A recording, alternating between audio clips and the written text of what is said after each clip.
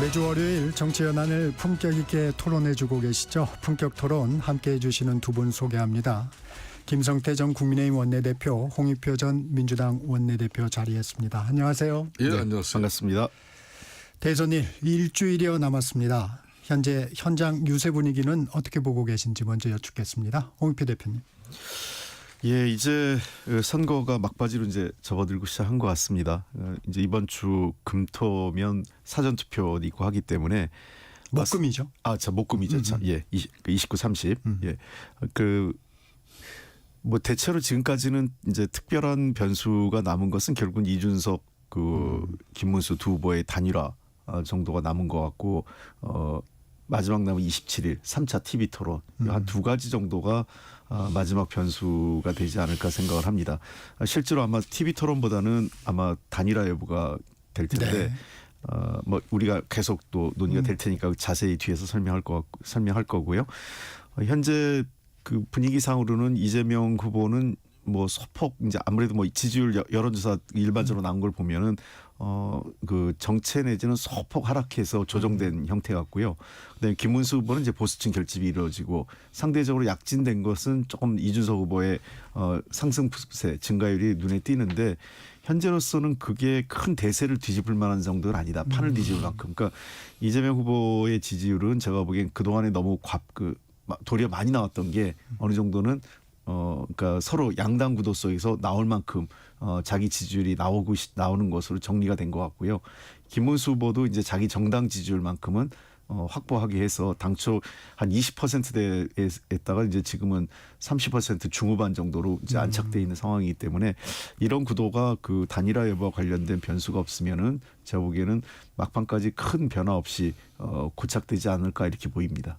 김성태 대표님. 예, 지난 어제 주말을 지나면서 대체적인 각급 여론조사에서 그동안 다자 대결에서 이재명 후보에게 처음에는 한 20% 가까이 이렇게 차이 나던 그 지지율을 대체적으로 한 5%대에서 9%대 그러니까 10%대 이내 이제 차이로 이렇게 좁혀졌다는 것이죠. 이런 사실은 이제 국민의힘 대선 후보 경선과 그 경선이 또 치열했고 경선을 치르고 나면은 항상 휴전이 남는 건데 네. 보통 대선 후보 경선은 3, 4개월 전에 이 당이든 저 당이든 치르는데 그러면 그게 바로 이제 탈락 후보들 그런 진영을 다시 수습하고 원팀을 만드는 어떤 과정이 있거든요. 이번에는 그 과정이 없다 보니까 참 어렵게 출발했죠. 더군다나 막판 한덕수 후보의 단일화 그렇죠. 과정은 상당히 밤사이 후보가 교체돼서 그런 어려운 지경을 겪고 사실상 그 11일 법정 선거운동이 시작됐습니다만은 김문수 후보 이름이 들어간 플랜카드도 그리고 유세차도 없었지 않습니까? 그런 상당히 그 어려운 시간들을 극복하고 이제 지난 주말 확연하게 드러났어요. 김문수 후보의 이 지층이 상당히 결집하고 있다. 이것은 이재명 민주당 후보 집권에 대한 공포감 때문에 직결한 그런 결과죠. 지금 현재는 진행 중이고 그렇지만 김문수 후보와 국민의힘이 이제 윤석열 전 대통령과 그리고 이제 정가운 그런 좀 강성 지층의 그런 어떤 목소리 그러니까 당이 극우 정당화의 이미지를 갖다 좀 완전히 탈피해내지 못하면은 중도 무당층으로 이렇게 소구를 가지는데 한계가 있다. 그래서 어제 김문수 후보도 사실상 윤석열 전 대통령 3년 동안에 이 당정 관계가 수직적인 부분. 네. 그리고 윤석열 대통령이 공천을 비롯한 많은 당 운영에 개입했던 사실. 이런 부분에 대해서 이제 앞으로 절대 그런 이렇게 제도적인 장치를 만들겠다. 실질적으로 이제 김용태 비대위원장의 당헌당규 개정을 요구했고요. 이런 변화를 지금 볼 수가 있습니다. 네. 두 분도 여론조사를 말씀하셨으니까 청취자 여러분들을 위해서 여론조사 몇 개 소개를 해드리겠습니다. 앞서 정책시사 1부에서 신동욱 국민의힘 의원이 말한 여론조사 개요이기도 합니다. 먼저 엠브레인 퍼블릭 K스텔 리서치, 코리아 리서치, 한국 리서치 등 4개 조사기관이 공동으로 지난 19일에서 21일 전국 만 18세 이상 유권자 1,002명을 대상으로 실시한 전국 지표조사에서는 이재명 후보 46%, 김문수 후보 32%, 이준석 후보 10%의 지지율을 보였습니다. 한국갤럽이 지난 20일에서 22일 전국 만 18세 이상 1,002명을 대상으로 조사한 결과는 이재명 후보 45%, 김문수 후보 36%, 이준석 후보 10%였고요. 리얼미터가 에너지경제신문 의뢰로 지난 전국 18세 이상 유권자 1,009명을 대상으로 실시한 여론조사는 이재명 후보는 46.6%, 김문수 후보 37.6%, 이준석 후보 10.4%가 나왔습니다. KBS가 한국리서치에 의뢰해 지난 20일부터 22일까지 만 18세 이상 남녀 3,000명을 전화 면접 조사한 것으로 내일 선거라면 누구에게 투표할 건지 물어본 결과 이재명 후보 49%, 김문수 후보 34%, 이준석 후보는 8%였습니다. 자세한 내용은 중앙선거여론조사 심의위원회 홈페이지를 참조하면 되고요. 김문수, 이준석 두 후보의 합친 지지율이 이재명 후보를 앞서는 경우도 나왔습니다. 물론 근소한 차이입니다. 어떻게 보십니까? 글쎄 그거는 뭐 의미가 있기도 하고 의미가 없기도 하다 이렇게 생각을 합니다. 네. 왜 그러냐면 일단은 그 전보다는 그 합이 커진 거는 의미가 있는 거죠. 그 전만 해도 두 사람을 합쳐도 그 이재명 후보에 비해서 한 5% 이상 차이가 벌어져 있을 때였기 때문에 그때는 합쳐와서 뭐하냐 이런 얘기가 나왔었잖아요. 이제 최근 들어서 몇몇 조사에서 단순 합계가 한 1, 2% 정도 앞서는 네. 정도가 나오기 시작한 건데 그런데 그 조사에서도 더 핵심적인 것은 그럼 합쳤을 때 단위로 나온 사람이 이겨야 되는 거거든요. 네. 근데 그 유의미하게 근접하거나 근데 지금 현재 봐서는 그 단일화됐을 경우 3자 구도에서 양자 구도로 전환했을 때의 격차가 아마 모든 조사에서 아직까지는 상당한 격차를 보이고 있다. 그런 측면에서 제가 보기에는 1+1이 그냥 합쳐서 2가 되는 게 아니거든요. 지금 현재로서는 이준석 후보 특히 김문수 후보가 포기하고 이준석 후보가 됐을 때에는 그건 단일화 효과가 있어요. 그 경우에는 한 80% 정도 굉장히 강력한 국민의힘 지지층이기 때문에 강력하게 이준석 후보로 이전이 됩니다. 반면에 이준석 후보의 지지층은 반민주당 또 비국민의힘 이 정도. 그러니까 민주당에 대해서는 반대가 강하고 국민의힘에 대해서도 약간 비판적 이런 네. 성향이기 때문에 결국 보면은 한 65대 35 정도로 갈리는 것 같아요.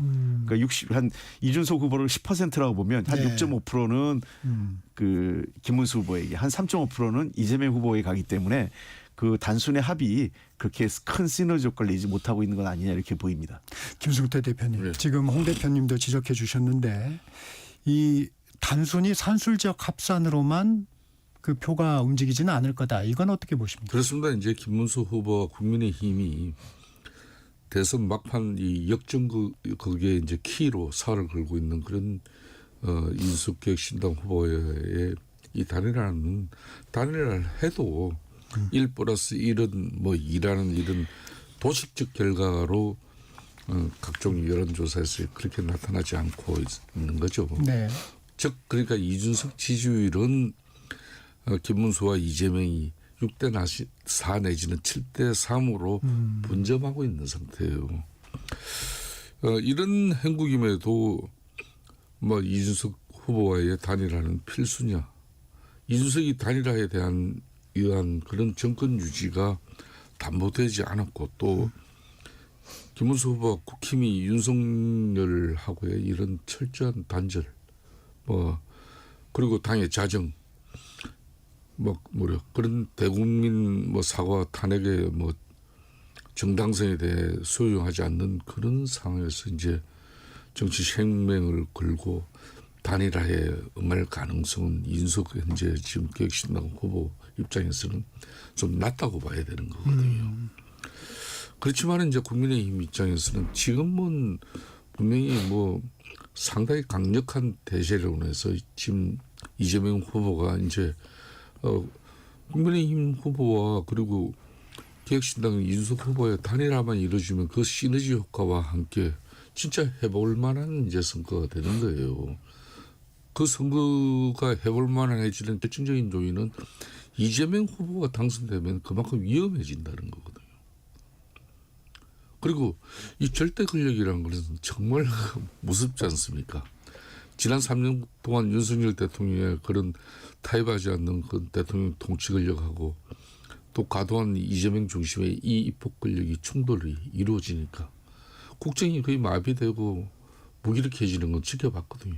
그런데 이제는 입법 권력뿐만 아니라 이 대통령 통치 권력까지 소리지면은 뭐 한간에 지금 우려되고 있는 대한민국도 이제 총통제, 총통국가가 되는 거 아니냐. 즉 그 말은 이제 상당히 너무 한쪽에 이제 권력이 치우쳐 버리는 상황이 되는 거죠. 그런 부분에 대해서 분명히 국민들의 이 상당한 경계가 있어요. 이 경계를 갖다 이제 허물어 줄 수 있는 우리 김문수 후보의 특단의 이제 그런 의지가 이제 아직까지 국민들 입장에서는 기다리고 있는 것 같아요.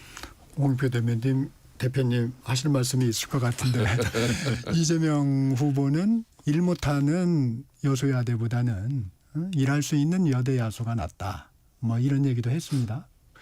저는 여소야대 여대 야소는 조건인데요. 그 우리 농부가 밭을 탓하지 않는 것처럼 그거와 관계없이 일을 잘해야 된다고 생각을 합니다. 솔직한 얘기로. 왜냐하면 윤석열 대통령이 그러다가 스스로 자멸한 거거든요. 그러니까 여소야대에서는 여소야대 맞게 대통령이 자기의 리더십을 행사했어야 돼요.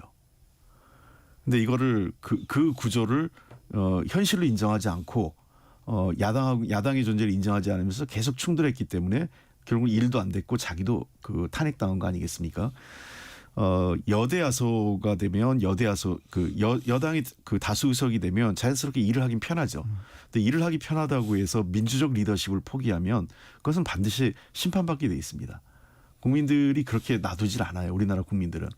그러니까 이런 거예요. 저는요. 여대 야소일 때에는 제일 중요한 것은 커진 힘을 제가 잘 쓰는 표현인데 힘을 키우는 것도 중요하지만 그 커진 힘을 어떻게 절제할 것인가가 더 중요합니다. 그때일수록 더 야당을 더 존중하고 또 사회적 공론화 과정을 통해서 어떤 일을 처리할 때 충분한 명분과 정당성을 획도하려는 노력이 필요해요. 그건 굉장히 중요한 겁니다. 저는 이재명 후보가 대통령이 되면 그러한 부분에서는 굉장히 지금 저는 김성태 대표님하고 조금 생각이 다른 거는 잘할 거로 생각을 해요. 어제 기자회견에서도 그런 내용을 몇 가지 얘기를 했었고요. 그다음 반면에 여소야대일 때에는 현실적으로 힘의 한계를 인정을 해서 야당과의 대화, 그다음에 야당과의 권력 분점, 심지어 더 나가서 그런 부분에 대해서 그 설계할 줄 아는 게 그게 대통령의 리더십이고 역량이라고 생각을 합니다. 이 단일화 관련해서 하나만 더 짚고 넘어갈게요. 단일화 시점도 중요한데 사전 투표 전에 하려면 이제 이틀 남았습니다. 그러니까 이제 제일 좋은 것은 이제 28일 이제 3차 이제 TV 토론 마쳐지고 적극적인 단일화가 이루어지면은 제일 좋은 그림이죠. 그렇지만은 이번 같은 경우는 6일 2일 밤 자정까지도 이 단일화 노력은 끊임없이 하기는 해야 됩니다만은 저는 그런 측면에서 이제 김문수 후보와 선대위는 어떻게 보면은 물 건너 가듯한 그런 단일화의 에너지를 쏟기보다는 냉철하게 현실을 인식하고 보다 근본적 차원에서 선거 캠페인을 재설계하는 부분도 결코 소리해서는 안 된다. 단일화에 끝까지 집중하기보다. 네. 단일화에 집중하고 최선을 다하지만 후보 선대위 입장에서는 가령 홍준표 대구시장이 4표 이야기를 했습니다만은 사실상 우리 당 국민의힘 입장에서는 4표 전략 이야기를 꺼낼 수가 있거든요. 그런데 지금은 그 이야기하기를 너무 이르는 거죠. 아직까지 단일의 그 마지막 그 희망이 끝나서는 안 되기 때문에. 그렇지만 제가 좀 전에 이야기했듯이 이제 냉철하게 현실을 인식하고 거기에만 너무 100% 올인해 있으면은 위험한 상황이 될 수도 있으니까 근본적 차원에서 이제 선거 캠페인을 재설계하는 부분도 오늘 정도 다음 주가 이제 새 대통령이 만들어지는 상황이에요. 네. 정말 시간이 없어요. 저는 그런 이야기를 꼭 드리고 싶고 그러니까 이 합리적 보수층과 중도 무당층 그리고 중도층이 이재명 후보에 대한 그런 가장 큰 거부감은 공포심이에요. 지금 이재명 후보와 이제 민주당이 집권 전인 상황에도 불문하고 그런데도 이제 국회에서는 이 와중에도 뭐 대통령 재판 중지법을 비롯한 대북한 정원법 뭐 그러니까 참 무소불위의 그런 입법 권력이 춤을 췄거든요. 이런 상황에서 1년에 그 이재명 대표 후보를 위한 그런 위인설법과 사법부 장악 뭐 법안 이런 뭐 기도를 목도하면서 이재명 후보의 집권 후의 상황을 우리 국민들이 걱정하지 않을 수가 없는 거예요. 그렇다면 우리 국민의힘이 지금 이 상황에서 그래서 실질적으로 지금 민주당 진영은 이재명 후보를 중심으로 90% 이상의 민주당 지지층은 결집이 됐다고 봐야 돼요. 그렇지만 아직까지 국민의힘 보수 진영은 보면은 제가 객관적으로 보면은 한 80%? 왜? 이 한덕수 후보의 단일화 과정에서 엄청난 실망도 있었고 네. 또 당내 경선 과정에서 엄청난 또 후유증도 있고 그러니까 샤이 보수도 있지만은 그러니까 보수 진영이 결집이 안 됐어요. 그러니까 TK 지역 기반도 TK와 PK가 지금 이제 선거 한 8일 안 갖춘 상가이면 TK 같은 경우는 최소한 70% 이상 지지는 나와야 돼요. 과거 같으면은. 그 PK도 50에서 60% 언저리는 가야 되는데 아직 그렇지 못하거든요. 그러니까 이런 상황을 보더라도 우리는 좀 뭐 시간이 좀 더 필요한 그런 부분이 있죠. 저는 그 두 가지만 좀 지적을 하고 싶은데요. 첫째는 단일화는 사실상 쉽지 않는 구도로 점점 가고 있다 이런 생각이 듭니다. 왜냐하면 이준석 후보는 무조건 27일 3차 TV 토론을 할 거거든요. 네. 그러면 남은 기간이 28일, 27일 전, 그러니까 그 한 10시 이후부터 28일 자정까지 시간이 남아 있는 거 아니겠어요? 근데 그렇게 될 경우에는 현실적으로 그 무슨 여론조사 방식이나 경선 이런 건 어려울 것 같아요. 그러려면 사실은 오늘쯤 합의가 돼서 여론조사 들어가야 되는 거거든요. TV 토론까지 반영된. 근데 그건 안 될 것 같습니다. 그렇다면 남는 방법은 지난번에 안철수, 윤석열 후보의 3년 전의 단일화 방식으로 단판회에서 한쪽 양보하는 방법밖에 없거든요. 근데 그런 방식은 이준석 후보가 선택하지 않을 것 같아요. 그러니까 그래서 저는 그 김성태 대표님 말씀하신 그 부분에 동의하는 거예요. 이 국민의힘이 너무 단일화에 목을 매면 멜수록 그 자체 전략이 부재해질 수 있는 자체 전략이 없어질 수 있다 이런 생각이기 때문에 지금은 자체 전략으로 뭔가 그 단일화의 불씨는 살려놓되 자기의 그 전략으로 가야 될 그러니까 3자 구도를 상정해 놓고 가는 게 맞는 것 아니냐. 자강론. 그렇습니다. 그게 이제 첫 번째고 두 번째는 제가 이 방송에서 여러 차례 얘기했는데요. 저는 반 이재명 갖고는 결코 이번에 그 대선에서 국민의힘이 이길 수 없다 이렇게 보입니다. 이재명 후보에 대해서 이런저런 뭐 그 사법적인 문제, 뭐 독선적이다, 뭐 이런 많은 걸 갖다 놓지만 지금 현재 이재명 후보의 지지율은 그러한 네거티브나 여러 가지 그 악재를 딛고 확보된 지지층이거든요. 네. 이 지지층은 그걸로 흔들리진 않아요. 그러니까 지금 중도층이라든지 표심을 결정하지 못하는 사람들을 결집하는 것을 국민의힘이 반 이재명 전략으로 하려고 한 것은 제가 보기에는 상황을 잘 더 이해 못하고 있는 것 아니냐. 저는 뭘로 가야 되냐면 지금까지 국민의힘 보수가 보이지 못한 미래에 대한 청사진이 있어야 돼요. 그러니까 윤석열 정부 때 흐트러졌던 국정. 그러니까 예를 들면 그 보수가 생각하는 그 민주주의, 그다음에 그 정당 대통령과 국회의 관계, 그다음에 대통령과 여당의 관계, 그다음에 외교 안보, 그다음에 경제 정책 이런 것들에 대해서 최소한 박근혜 저는 제일 벤치마킹을 해야 될 사람이 사실 2012년 박근혜 후보예요. 박근혜 후보가 그때 그 우리 민주당의 보편적 복지를 가져가고 사실 도리어 경제민주화를 가져간 거거든요.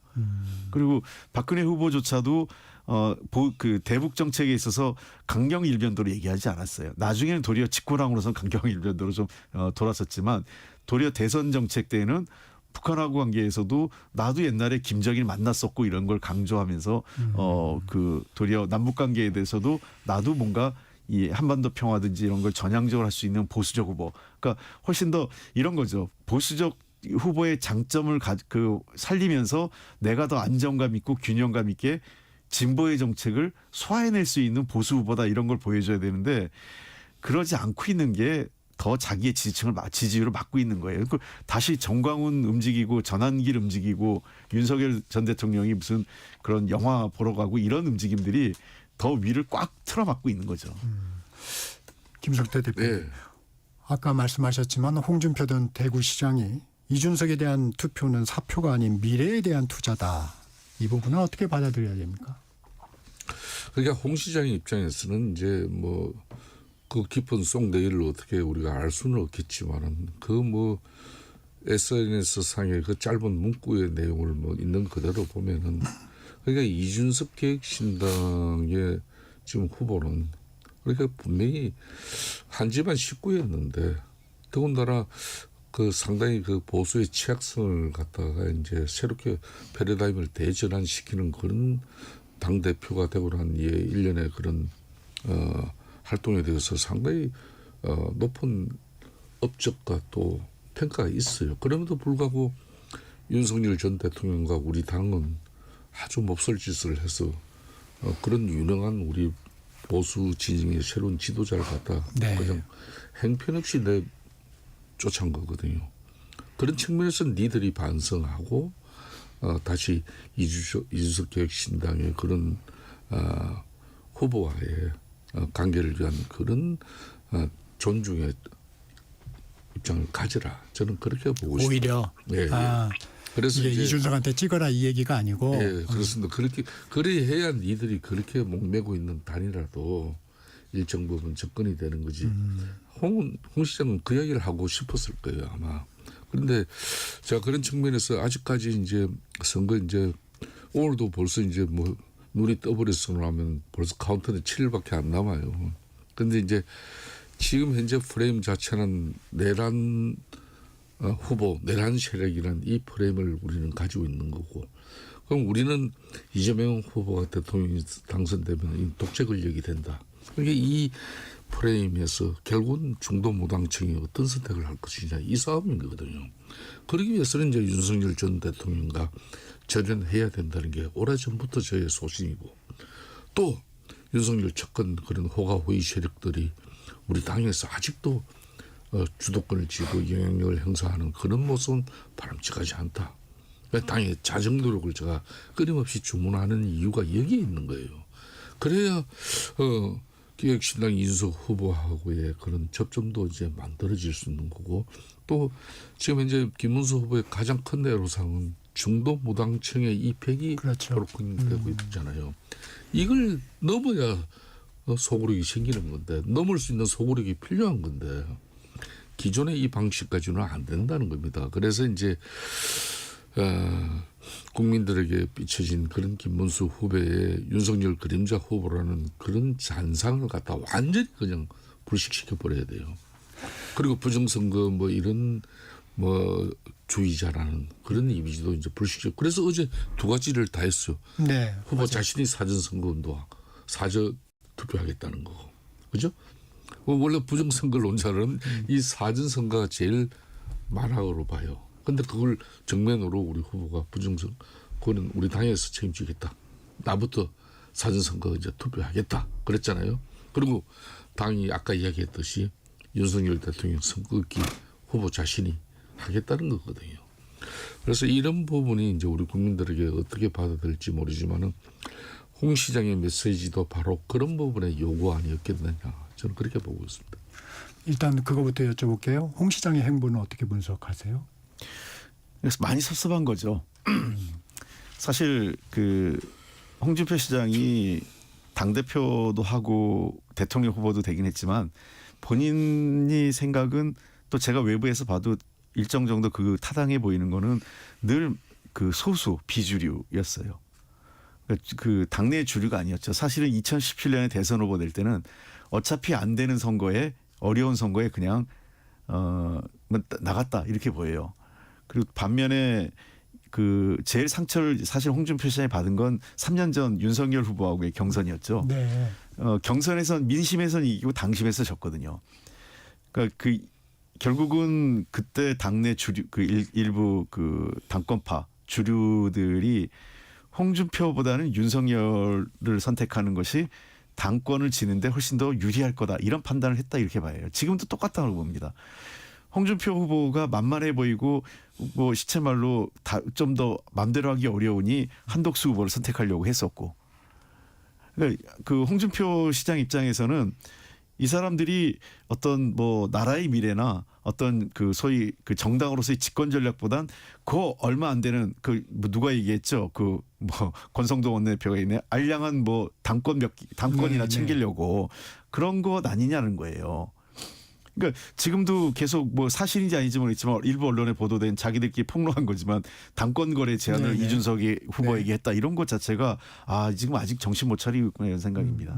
사실은 제가 뭐 상대당이라 뭐 이런 말 하기는 좀 그렇지만 김문수 후보 보면 딱해 보일 때도 있어요. 그 달리기를 해야 되는데 100m 달리기 하는 후보한테 주자한테 모래주머니 채운 격이에요. 저는 소위 여러 차례 제가 여기서도 얘기했지만 윤석열 정권 시절에 호가호위했던 사람들이 지금 이 시점에서 승부를 보려면 자기들이 백의종군하고 예를 들면 불출마 선언 등을 해가면서 후보에게 뭔가 힘을 실어줘야 되는데 여전히 뭐 후보야 어떻게 되든 자기들 그 배지 당권 이거에만 집착하는 사람들이 제가 보기에 한 대여섯 명에서 한 10명쯤 되는 것 같아요. 그 핵심 인사들 중에. 저는 그렇게 해가지고는요. 절대로 국민들에게 감동을 줄 수 없습니다. 지금은 정말 국민의힘이 환골탈태했고 윤석열 전 대통령과 완전히 관계를 끊었고 보수가 그리는 새로운 민주주의적 질서, 그다음에 우리가 생각하는 따뜻한 경제 뭐 이런 것들에 대해서 미래 비전을 제시하면서 가야 되기 위해서는 그러한 것을 발목 잡을 부정적 이미지를 갖고 있는 사람들이 좀 정리돼 줘야 되는데 그분들이 도리어 자기들이 판을 좌지우지하고 단이라도 자기들에게 유리한 정치적 권력을 하려고 하니 홍준표 시장 입장에서는 제가 보기에는 그 정도 한 거는 홍준표 시장 스타일을 봐서는 되게 점잖게 표현하신 겁니다. 그러니까 뭐 일정 부분 지금 홍표 대표께서 하신 내용을 제가 반박하고 싶은 생각은 없어요. 뭐 상당히 맞는 이야기고요. 뭐 그런 측면에서 지금 현재 김문수 후보의 지지율이 작금의 그런 보수층 결집에 의한 김문수 후보의 지지율 상승이 합리적 보수나 어떤 중도와 무당층이 추동하는 것이 그게 아니거든요. 뭐 이런 부분을 이제 우리 김문수 후보나 또 우리 선대위가 이건 분명하게 중요하게 직시해야 될 부분이고, 그러니까 지금 현재 이재명 민주당 후보의 그런 상당히 향후 대선 이후에 충동적 그런 여러 가지 국정 운영 방식이 국민들을 상당히 불안하고 그건 위협으로 와 있다는 것. 이걸 우리가 알면서도 변화시키지 못한 것은 대단히 실책이 될 수 있습니다. 네, 품격 토론 잠시 쉬어가겠습니다. 전격시사 2부 마치고요. 잠시 후 3부에서 품격 토론 이어가겠습니다.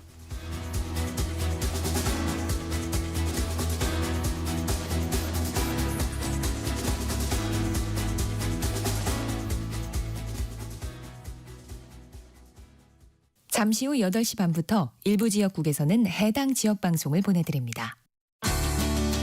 워렌 버핏은 가치 투자, 필립 피셔는 성장주 투자, 피터 린치는 장기 투자. 방법은 달라도 목표는 하나. 성기영의 경제쇼가 성공의 길로 안내합니다. 깊이 있게, 명쾌하게, 지금 이 시대 경제에 관한 모든 것을 알려드립니다. 평일 오후 4시 5분 성기영의 경제쇼와 함께하십시오.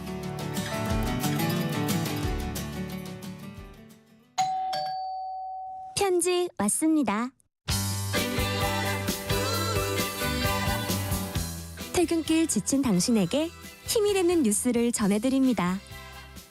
매일 저녁 5시 5분 당신과 함께 읽는 세상 이야기 KBS 1라디오 뉴스레터 K. 지금 시각은 8시 30분입니다. KBS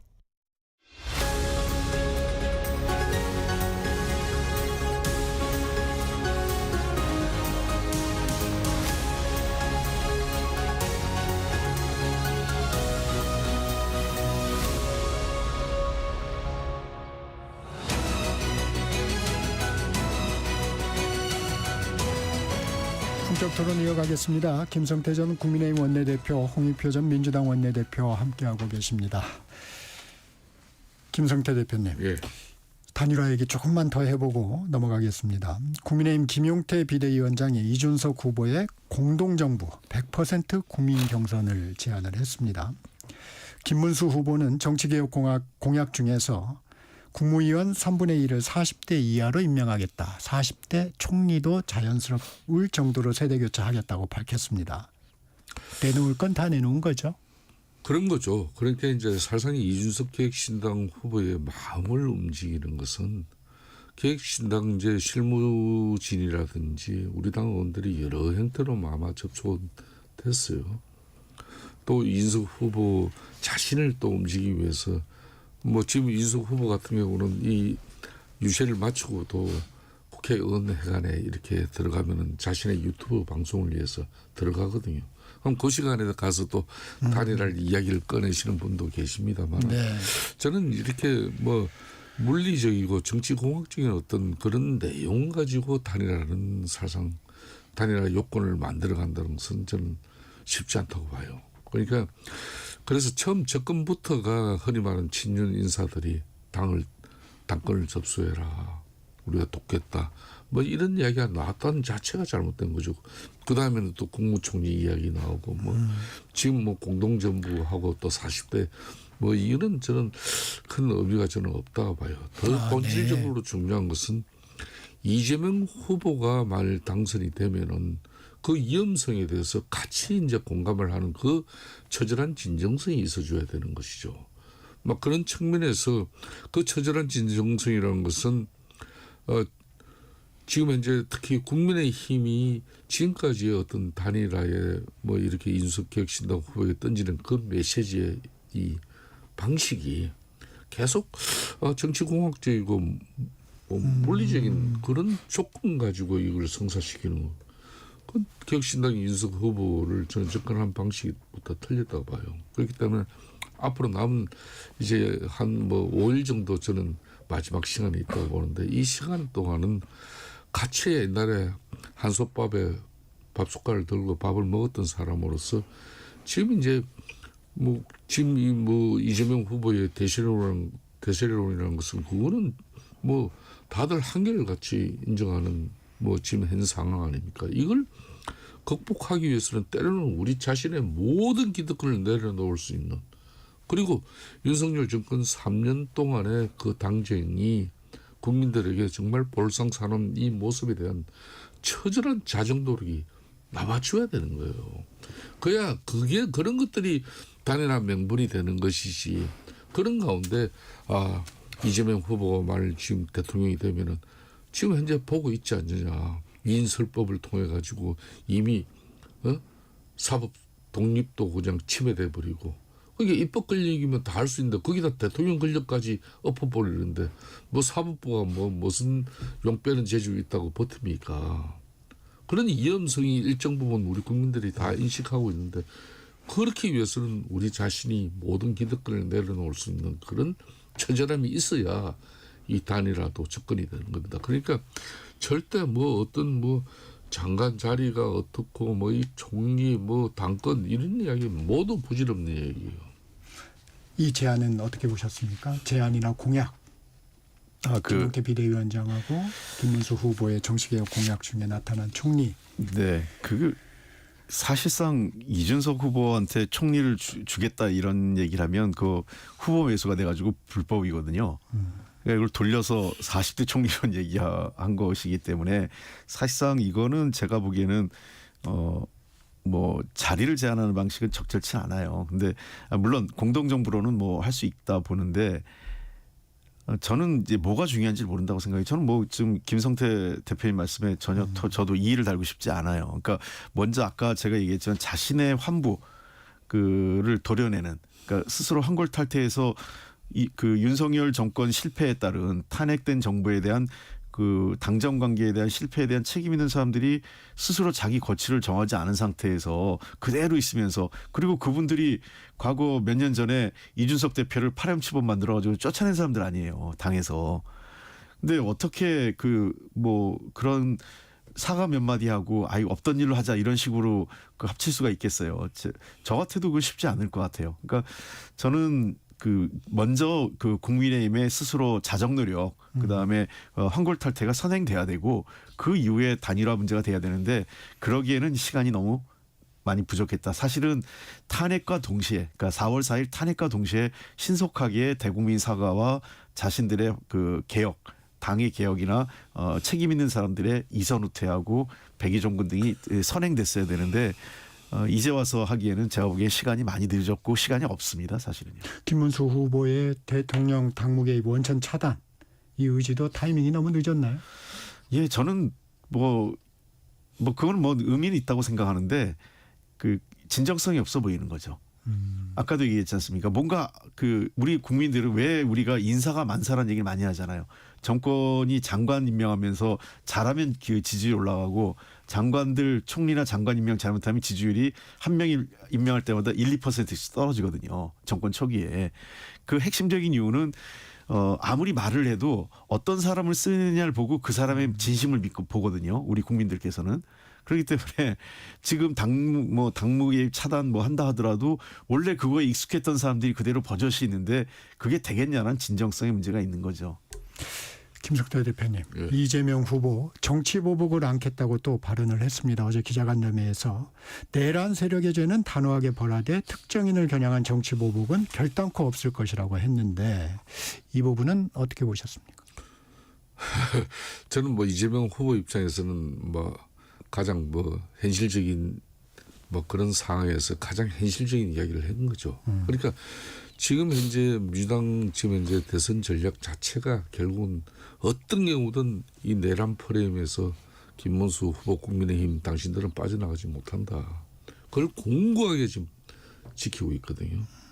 그럼 우리는 이제 그런 측면에서 그래서 이제 윤석열 전 대통령하고 전련 뭐 여러 가지 당의 자정 노력 이런 걸 이야기를 하고 있는 것이었습니다만 그럼 지금 이제 기본소득이나 기본주택 전국민 현금 살포 뭐 토지 국유화 이런 상당히 좀 위험한 선전선동이 지금 현재 이재명 후보는 늘 난무하고 있어요.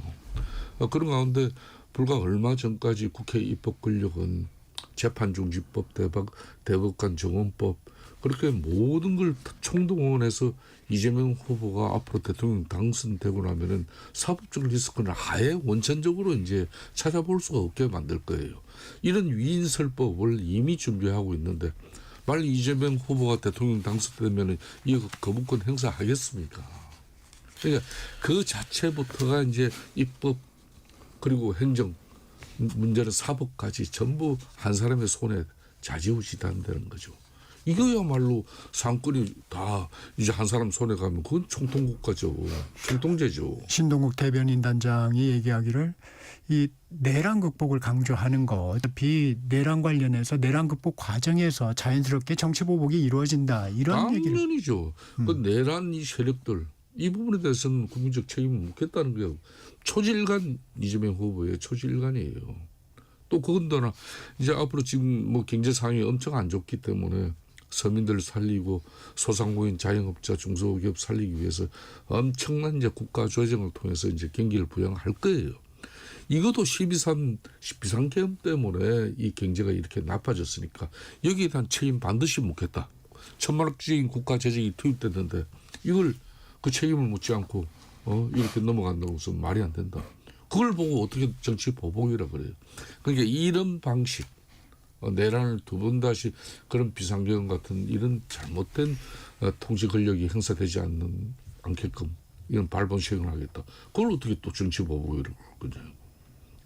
그렇듯이 이제 국민마다 누굴 한 사람 똑 집어가지고 이걸 한다는 그 방식은 안 할 거다. 이 말씀은 맞아요. 그렇지만은 어떤 형태로든지 문재인 정권도 그런 거 아닙니까? 적폐청산한다 그렇지. 박근혜 이명박 전 대통령을 비롯한 고위공직자들 한 1,000명 수사하다 보니까 5명이 목숨을 잃고 했잖아요. 그런 정도의 강풍이 몰아쳤듯이 그때도 명분은 적폐청산이에요. 홍 대표님 이게 좀 구분이 모호하다 이런 얘기들을 계속 상대당에서는 하고 있습니다. 그거는 제가 여러 차례 얘기한 것처럼 국민의힘이 윤석열과 그 내란에 적극적으로 가담했던 사람하고 선을 정확히 못 그어서 그런 거예요. 이걸 긋지 않으면 저는 국민의힘 스스로도 자꾸 여기에 자멸하는 그 길에 들어갈 겁니다. 그 정치 보복을 하지 않겠다는 얘기는 저는 이렇게 생각합니다. 내란과 관련된 12.3 비상계엄과 관련돼서 적극적인 가담자에 대한 수사는 이것은 안 할 수가 없어요. 이거 안 한다고 하면 저도 이재명 후보 안 찍을 거예요. 이건 국민의 요구입니다. 이재명 후보의 선택이 아니라 국민의 요구예요. 이걸 안 한다고 하는 사람은 대통령 될 자격이 없습니다. 이게 우리 탄핵되고 대통령 선거를 만든 가장 핵심적인 이유인데 이거에 대해서 발본색원하고 정확하게 수사하지 않겠다? 그런 사람을 어떻게 대통령을 시키겠어요? 저는 그런 측면에서 이 문제는 해야 되는데 정치 보복을 하지 않겠다라고 할 때에는 두 가지로 해석을 해요. 첫째는 별건 수사하지 않으면 됩니다. 비상 내란 계엄과 관련돼서 수사하는데 이것을 사돈의 8촌까지 특정인을 딱 찍어서 사돈의 8촌까지 탈탈 털어서 과거의 검찰 수사 방식이죠. 그런 방식으로 해서 어떻게든 자백을 받아내고 이런 방식의 수사는 해서는 안 된다는 거예요. 그리고 다른 수사로 확대되는. 이건 정확하게 그 비상계엄과 관련된 수사에 집중해서 관련자들에 대한 수사를 해야 되는 거지 그 사람들의 그 사돈의 8촌까지 서는 별건 수사를 해서는 안 된다. 이게 그 제일 큰 피해자가 이재명 후보 당사자 본인 아니겠습니까? 그래서 그런 거 안 하겠다고 저는 얘기를 들어요. 두 번째는 아까 말씀하신 문재인 정부 적폐 수사도 그렇고 이재명 후보에 대한 수사도 그렇고 저는 홍준표 시장이 한 얘기가 있어요. 과거 주요 정치적 사안에 대한 수사는 6개월 이내에 6개월 정도 집중적으로 수사를 해서 빨리 기소하고 정리해야 된다. 저는 속도전을 해야 된다고 그 봐요. 말씀하셨죠. 예, 그렇기 때문에 이거를 문재인 정부 때도 적폐 관련된 그 여러 가지 뭐 수사나 이런 것들이 2년 넘게 지속됐어요. 그러다 코로나가 왔고요. 그리고 윤석열 정부는 정권 내내 3년 내내 이재명 후보 털다 말았어요. 민주당에 대한 수사만 하다가. 그런 거 하지 말고요. 저는 6개월 내지 한 최소 1년을 넘지 않는 범위 내에서 수사 결과를 일괄 기소해서 그걸로 끝내야 된다. 그때부터 계속 뭐 6개월 수사해서 또 이 사람 또 수사하고 또 저 사람 수사하고 이렇게 늘려가는 수사 하지 말자. 그래서 별건 수사 그러니까 두 가지입니다. 별건 수사하지 말 것. 두 번째는 수사 기간을 신속하게 해서 최대한 당겨서 이걸 정리하고 빨리 국정 현안에 전념할 수 있는 분위기로 가야 된다. 그런 측면에서 저는 이것은 정치 보복과 12.3 비상계엄과 관련된 수사를 이거는 당연히 분리돼야 되는 거고 12.3 비상계엄을 수사하지 않으면 그건 안 된다고 봐요. 그건 반드시 해야 된다고 봅니다. 그러나 이런 방송 토론을 통해서도 벌써 이제 일주일 후에 이제 어떤 사람이 대통령이 되면은 정치 보복을 걱정하고 우려하는 내용이 지금 현재 주제로 다뤄지고 있다는 이 사실이 참 참담합니다. 저는 뭐 그런 상황이 오지 않게끔 지금 현재 김문수 후보나 국민의힘이 정말 항고를 탈퇴해서 남은 일주일 최선을 다하면은 이런 뭐 걱정과 우려는 없을 거라고 저는 보고 있는데 그렇지만 제일 무서운 게요. 특히 이재명 후보 같은 사람이 대통령이 되면 제일 무서운 게 이게 알아서 기는 게 제일 무서운 거예요. 그러니까 검찰, 경찰, 공수처, 감사원 뭐 이런 흔히 말하는 수사 뭐 감사 기능이 있는 이 기관들이 알아서 깁니다. 어느 대통령이 직접 지휘해가지고 누굴 표적적으로 수사해 저는 수사에 그 조지고 그런 거 깜빵 보내 이렇게 하는 역대 어느 대통령 독재자가 없었거든요. 그 주변 참모들이나 흔히 말하는 이런 수사기관들이 알아서 깁니다. 알아서 기는 게 이게 이제 정치 보복이 되는 거고 참 그걸 제대로 제어해내지 못할 때 상당히 이제 국민들은 아 이건 너무 과하다 심하다 이런 생각이 나오는데 제가 이 정치 보복이라는 것은 민주당 이재명 후보가 만일 대통령이 되면 저는 상당히 지능적으로 할 것 같아요. 아까도 이야기했잖아요. 공적 자금이 투입되고 국가 재원이 투입해가지고 경제를 회복시키면 거기에 대한 책임 묻는 거 방식이 따로 있는 거고 좀 전에 홍익표 대표님 이야기하신 대로 12.3 비상계엄에 대한 이 부분은 명확한 저거는 아마 민주당 입장에서 이거 하나만 가지고도 지금 국민의힘 정치권 현역 의원들 뿐만 아니라 엄청난 지금 현재 대상이 됩니다. 아까 말한 또 이제 그 이제 경제 분야도 그럼 그 경제 분야는 전직 뭐 이 관료들뿐만 아니라 의원들 또 여기에 해당이 되죠. 대통령실 직무 윤석열 대통령 때 아무 준비되지 않은 그 천문학적인 또 국가재정 써가지고 용산에 무리하게 이전한 이 부분 이런 거 하나씩 이런 거 내가 실체적 진실을 밝혀내고 바로 잘못된 거였으면 바로 잡겠다. 이 하나만 가지고도 그냥 많은 사람들이 이제 다치게 돼 있어요. 그러니까 이런 걸 뭐 그런 게 다 이제 결론은 정치 보복으로 되는 겁니다. 시간을 제가 많이 드리지는 않겠습니다. 마지막으로 한 가지만 더 꼭 하실 말씀이 아니 있으시죠? 먼저 하세요. 예. 윤여준 민주당 상임총괄선대위원장이 KBS 일요진단에 출연해서 민주당의 사법부 흔들기가 도를 넘어 역풍이 부는 것 아니냐는 우려에 대해서 톤다운 될 것이다. 굳이 이렇게까지 갈 필요가 있을까 생각을 했다고 했어요. 이 부분은 좀 어떻게 되고 있습니까? 예, 이 부분에 대해서는 후보도 같은 생각을 갖고 계신 것 같아요. 그 어제 기자회견 내용이 그런 거 아니겠습니까? 첫 번째는 이제 비상경제 TF 구성하겠다. 경제가 제일 우선이다. 그다음에 그러기 위해서 사법개혁 문제는 이건 지금 후순이다. 시급한 게 아니다. 속도 조절 얘기를 한 거고요. 그리고 그 대통령 연임 자기 해당 안 된다. 분명히 선을 그었지 않습니까? 자꾸 뭐 장기 독재 얘기하니까 본인은 나는 해당 안 되는 거 헌법에 명시돼 있지 않느냐 이렇게 얘기를 해서 몇 가지 논란 사항에 분명히 선을 그었습니다. 저는 비법조인 문제도 예, 그렇습니다. 문제도 그 자기 권한 포함해서 제가 사법개혁 얘기한 건데 비법적인 문제도 내 생각도 아니고 특정 한 개인의 의견이다 이렇게 얘기하면서 분명히 선을 그었거든요. 아마 윤여준 그 선대위원장 얘기도 그런 연장선상이라고 보고 있고 이런 거예요. 아까 우리 김 대표님 지적에 전 그 공감을 하면서도 이재명 후보는 결코 여러분이 생각하는 것처럼 그렇게 뭐 독단적이거나 독선적이지 않아요. 그러나 경계해야 될 것은 과잉 충성하거나 그러니까 뭐 늘 권력에 대해서 권력만 바라보는 사람들이 어느 정권에나 왜 없겠습니까? 그런 사람들의 과잉 충성 또는 지나친 그러니까 과유불급의 그런 행태들이 반복되는 것을 끊어낼 수 있을 만큼의 그런 경계하는 리더십. 그러니까 만약에 이재명 대통령 후보가 대통령이 된다면 그런 것을 차단해낼 수 있는 어떤 그 본인 주변에 그 가까운 예를 들면 그 대통령 비서실이라든지 또는 뭐 정당 내에서 그런 것들을 끊어낼 수 있는 리더십이 필요해요. 예. 좀 짧게 정리를 해주시면 사법부에 대한 민주당의 압박 이 그렇습니다. 부분에 대해서는 어떻게 보십니까? 사실상 이 부분에 대해서는 이재명 후보와 민주당의 일련의 이제 사법부 장악 기도와 또 이들이 과연 집권할 경우 일어날 이 상권 통합과 또 민주주의 파괴에 대한 그런 대국민 우려 이 부분은 이제 현실화돼 버렸어요. 막 그런 측면에서 이런 우려를 불식시키는 유일한 길이 이제 쉽게 말하면 대통령 권력만 분명히 국민의힘이 지금 이제 중도 특히 무당층 합리적 국민들에게 할 말은 없습니다. 12.3 비상계엄 그 부분에 대한 윤석열 대통령부터 이게 자성과 반성 목소리가 나오면 좋은데 그렇지 못한 가운데 지금 선거를 치르고 있거든요. 그렇지만 이재명 후보로 집중된 이 대한민국의 상권, 이 철권 통치, 대한민국 미래는 어떻게 되겠냐. 민주주의를 진짜 걱정할 대목이 된 거죠. 너무 걱정하지 마십시오. 오늘은 여기까지 듣겠습니다. 품격 토론 김석태 전 국민의힘 원내대표, 홍익표 전 민주당 원내대표와 함께했습니다. 고맙습니다. 네, 감사합니다. 전격 시사 듣고 계신 지금